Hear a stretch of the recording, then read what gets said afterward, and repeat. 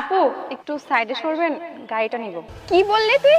আমি গাড়ির থেকে সরে দাঁড়াবো? তুই কি মাত্রই ঘুম থেকে উঠে আসলি যে গাড়িটাকে নিজের মনে করছিস? ঘুম থেকে উঠে এসেছি মানে? এটা আমার গাড়ি মানে বলেছি, আমারই গাড়ি।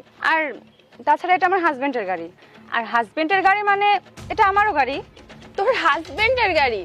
একে তো তুই গরিব, তার উপর তোর হাজবেন্ডের আবার এত বড় গাড়ি আছে। তুই জানিস এটা কার গাড়ি? এটা আমার কোম্পানির বসের গাড়ি। ও আচ্ছা, তাহলে তুমি আমার হাজবেন্ডের অফিসে চাকরি করো? আরে তুই কি পাগল হয়ে গেছিস? তোর মতো গরিব খ্যাতের সাথে আমার বস বিয়ে করবে? এটা হইতেই পারে না। Mind your language. এসব কি বলছেন আপনি?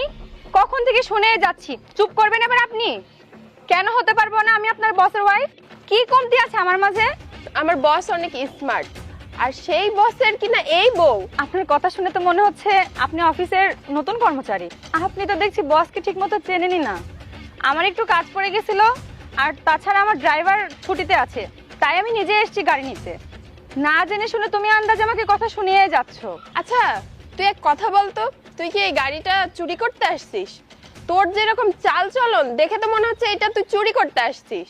আবারও বলছি, এই গাড়িটা না আমার বসের। তুই যদি আর একবারও গাড়িটাকে নিজের বলে দাবি করিস, তাহলে না আমার চেয়ে খারাপ আর কেউ হবে না। এখন যা এখান থেকে, সর।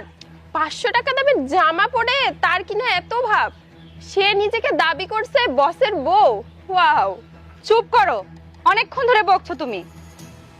আর বলছো 500 টাকা জামা পরে আছি, কারণ আমি এটাতে কমফর্ট ফিল করি, তাই আমি এসব জামা কাপড় পরি। আমি চাইলে তোমার মতো ওয়েস্টার্ন ড্রেস পরতে পারতাম, কিন্তু আমি পরি না, কারণ এটা আমাদের বাঙালির কালচার, আর আমি এভাবে সাদা